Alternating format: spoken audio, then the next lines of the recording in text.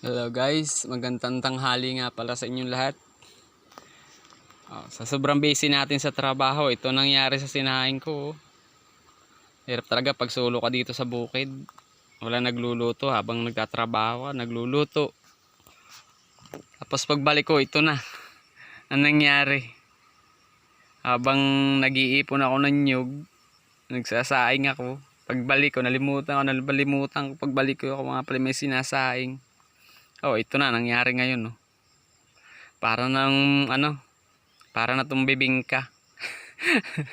Ano ba nangyari to sa sinaing ko? Kakaunti na nga lang na nasunog pa oh. Paano kaya to? Gitna na lang siguro ang kukunin ko dito. Oo, ito, tamo. Aray ko mainit. Talaga nasunog siya ng todo oh. Sobra naman tong sinaing ko na to. Ano ba nangyari dito?